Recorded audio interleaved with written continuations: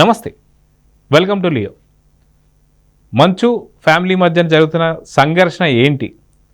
మొత్తానికి క్రమశిక్షణకి మారుపేరు మంచు ఫ్యామిలీ అని చెప్పుకునేటువంటి ఒక మంచు ఫ్యామిలీకి ఏమైంది? ఎవరిలో క్రమశిక్షణ తగ్గింది?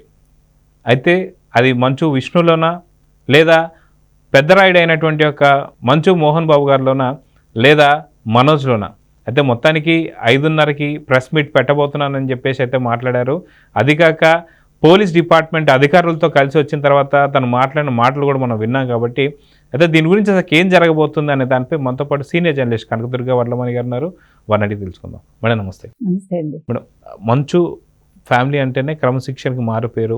మీరు ఇలా ఉండండి, ఇలా ఉండకూడదు, మీరు ఎవరన్నా వచ్చినా సరే వాళ్ళకి హితబోధ చేస్తూ వస్తుంటారు మంచు మోహన్ బాబు గారు. సో ఆయన మాట్లాడే మాటలు కావచ్చు, లేదా చేసే చేష్టలు చాలా దురుసుగా ఉంటుంటాయి. కాకపోతే ఏమంటారంటే దానికే క్రమశిక్షణ అనే పేరు ఆయన మాట్లాడుతుంటారు. సో అసలు నిజంగా నిన్న జరిగిన దగ్గరని చూసుకుంటే ఎందుకు ఎవరిలో క్రమశిక్షణ తప్పిందంటే ఏం చెప్తారు? ఎందుకంటే గతంలో కూడా మనం చూసుకుంటే మంచు మనోజ్ పైనే విష్ణు దాడి వస్తున్నటువంటి విజువల్ మనం చూసాం. దాదాపు కరోనా టైం అనుకుంటా, 2 సంవత్సరాల ముందుగానే. సో ఎందుకు ఇలాంటివి జరుగుతున్నాయి? ఎవరిలో క్రమశిక్షణ తప్పింది? 5:30కి పెట్టే ప్రెస్ మీట్లో ఎలాంటి విషయాలు బయట పెట్టబోతున్నారంటే ఏం చెప్తారు? ఇక్కడ ఆయన ఆత్మగౌరవం అని మాట్లాడుతున్నారండి. ఎవరు? మంచి మనోజ్. మీరు అన్నట్టు క్రమశిక్షణ అందరిలోనూ లోపించింది. ముఖ్యంగా నిన్న మోహన్ బాబులో లోపించింది. అంటే ఆయన స్టేచర్కి అది బాగాలేదు. ఇప్పుడు కొడుకు తప్పు చేస్తే నువ్వు కూడా తప్పు చేస్తే ఎట్లా? ఇప్పుడు అది నువ్వు బహిర్గతం చేసుకున్నావుగా, అది చూసే వాళ్ళకు కూడా ఎబ్బెట్టుగా అనిపించింది.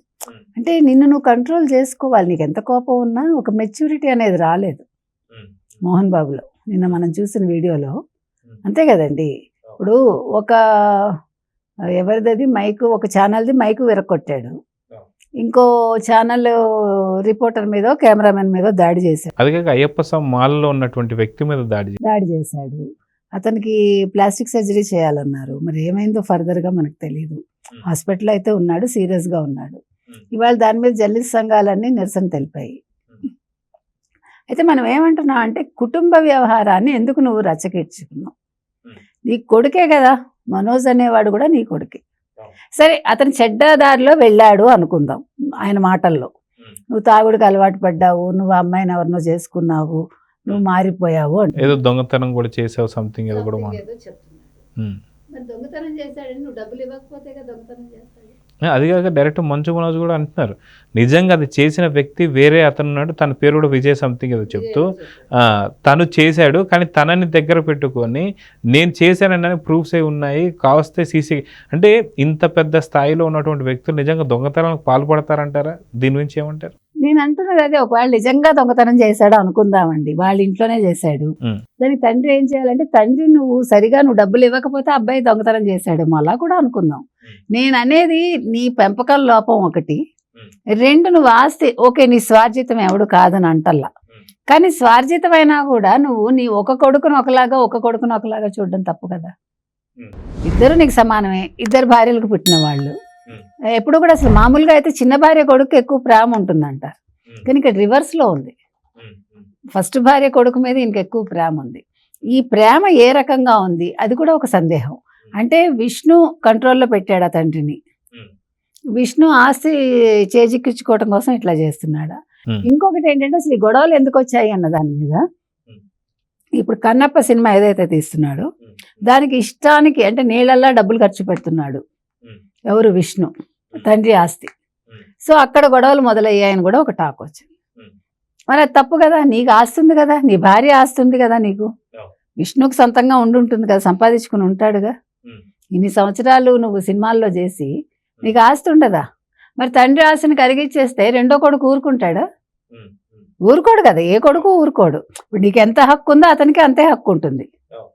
అందుకని ఒకవేళ మనోజ్ ఆస్తి నాకు వద్దనుకున్నా కూడా, ఆత్మగౌరవం అన్నా కూడా ఆస్తి అవసరం ఉంటుందండి, ఎవడికుండదు.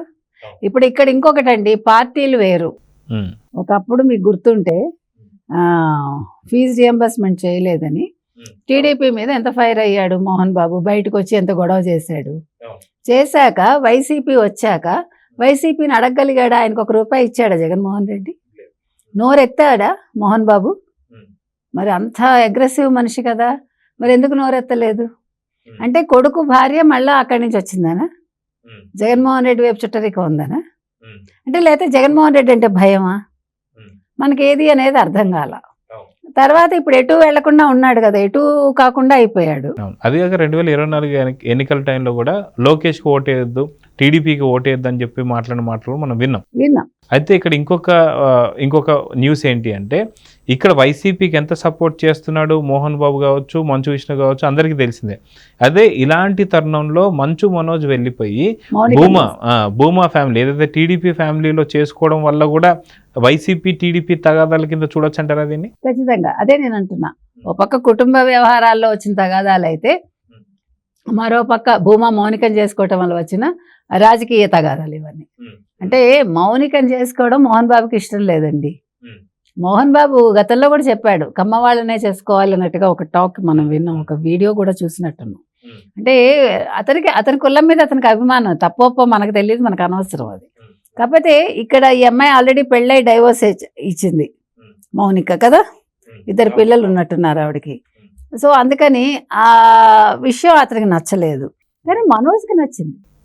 అది అతని ఇష్టం. అది ఇప్పుడు మోహన్ బాబు గురించి ఏమైనా మంచి మాటలు విన్నామా మనం?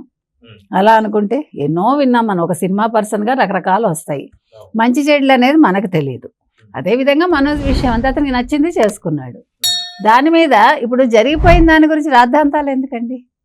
ఇప్పుడు ఎవరికి నష్టం జరిగింది? అల్టిమేట్గా మోహన్ బాబుకే నష్టం జరిగింది, విష్ణుకి ఏం బాధ లేదు. అల్టిమేట్గా అతను కావాలనుకుని చేసుకుంటున్నాడు. మరో పక్క నష్టపోయింది మనోజ్. ఇవాళ సాయంకాలం 5:30కి నేను ప్రెస్ మీట్ పెడతాను, మొత్తం అన్ని వివరాలు వెల్లడిస్తాను, నిజానిజాలు బయట పెడతాను అన్నాడు. ఏం పెడతాడు అంటే, గతంలో జరిగిన వీడియోలు చూపిస్తాడా? ఇంట్లో జరిగినవి ఏమైనా? మొన్న ఫుటేజ్ మాయం చేశాడన్నాడు. మొన్న జరిగిందంతా కూడా కెమెరా అది సీసీటీవీ ఫుటేజ్ పట్టుకెళ్ళిపోయారు విజయ్ అనే ఒక వ్యక్తి ఎవడో చెప్పాడు. సో విజయ్కి ఎందుకు ఇంత ఇంపార్టెన్స్ ఇస్తున్నారు? ఈ బౌన్సర్లు ఏంటి, కొట్టుకోవడాలేంటి?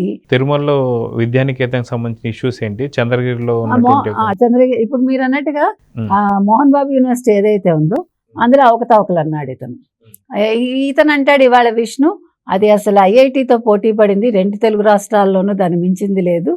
అక్కడ ఒక పేద విద్యార్థికి 45 లక్షల ప్యాకేజ్తో ఉద్యోగం వచ్చిందంటే ఏంటో చెప్పుకొచ్చాడు. కానీ ఇవాళ సీజ్ చేస్తాడా లోకేష్ అనే ఒక మాట కూడా వచ్చింది మోహన్ బాబు యూనివర్సిటీని. సో అది పక్కన పెడితే మీరు చెప్పేట్టుగా చంద్రగిరి ఏదైతే సొంత ఊరు ఉందో అక్కడ మోహన్ బాబుని కలవడానికి వచ్చిన వాళ్ళని విష్ణు కలవనివ్వట్లేదు అనేది మనోజ్ ఆరోపణ. ఇప్పుడు మనోజ్ చేసిన ఆరోపణలు ఏంటంటే, తండ్రిని అంటే తను కబ్జా చేశాడు అన్నట్టుగా. ఎవరు? విష్ణు. అంటే విష్ణు వల్ల ఈరోజు మోహన్ బాబు చిన్న కొడుకు మీద ఈ రకంగా అంటే విషయంలో ఈ రకంగా ప్రవర్తిస్తున్నాడు అనేది మనకు అర్థమవుతుంది. సో మరి ఇప్పుడు ఈ నేపథ్యంలో ఎందుకు మోహన్ బాబు భార్య ఇప్పుడు ఎవరైతే ఉన్నారో ఆవిడ బయటికి రావట్లేదు, కొడుకుని సపోర్ట్ ఎందుకు చేయట్లేదు? సొంత కొడుకు కదా, మరి కొడుకు చేసే తప్పో ఒప్పో ఆవిడ చెప్పాలిగా. ఇతను ఏమంటున్నాడు, నువ్వు మౌనికని పెళ్లి చేసుకున్నాక తాగుడికి బానిస అయిపోయావు, ఇష్టానికి తాగుతున్నావు అని మోహన్ బాబు ఇవాళ కంప్లైంట్ చేశాడు. నిన్న ఒక వీడియో విడుదల చేసి, నా గుండెల మీద తన్నావురా, నువ్వు నన్ను కొట్టడం ఏంటి, నువ్వు నన్ను కొట్టలేదు, మనం ఏదో విషయాల్లో ఘర్షణ పడ్డాం అంటే ఏంటో చెప్పుకోవచ్చు. అంటే మోహన్ బాబు దగ్గర క్లారిటీ మిస్ అవుతుంది. మనకు ఆ వీడియో వల్ల అర్థమైంది ఏంటంటే మోహన్ బాబులో క్లారిటీ మిస్ అయింది. సో దీనికి పరిష్కారం ఏంటంటే, మనం నిన్న చెప్పుకున్నట్టుగా ఒక పెద్దలు ఎవరైనా వచ్చి ఇండస్ట్రీలో, అది కూడా ఇవాళ చెప్పాడు మనోజ్, కొంతమంది పెద్దలు ట్రై చేస్తున్నారు మమ్మల్ని ఇది చేయటానికి అని అన్నాడు. సో ఆ మాట కూడా వచ్చింది. సో ఇవాళ సాయంకాలం అతను ఏం చెప్తాడని నేను అనుకుంటున్నానంటే, ఆ పెద్దలు ఎవరు, ఏ రకంగా వాళ్ళు రాయబారాలు నడుపుతున్నారు, వీళ్ళ మధ్య సయోధ్య కుదర్చడానికి ఏ రకంగా ప్రయత్నిస్తున్నారు, ఇంతకుముందు ఏం జరిగింది, అసలు ఇష్యూస్ ఏంటి, అసలు ఎందుకు తండ్రి ఈ రకంగా ఉన్నాడు, విష్ణు ఏ రకంగా తండ్రిని మౌల్డ్ చేశాడు, తర్వాత వదిన గారు ఏ రకంగా ఉంది, తర్వాత తన భార్యను ఎందుకు ఇన్వాల్వ్ చేశారు, తన భార్య మీద కూతురు మీద ఎందుకు కేసు పెట్టారు, తన తల్లి హాస్పిటల్ అబద్ధం చెప్తున్నారు, తల్లి ఎక్కడ ఉంది, తల్లిని దాచేశారా, ఈ విషయాలన్నీ బయట పెడతాడని నేను అనుకుంటున్నాను. సో చూద్దాం మేడం, ఖచ్చితంగా మంచు మనోజ్ ఏం ప్రకటిస్తాడు ఏంటి అనే దాని మీద మొత్తం ఉత్కంఠత అయితే ఉంది, చూద్దాం ఏం జరగబోతుంది. నమస్తే. Please subscribe to Leo news for more videos.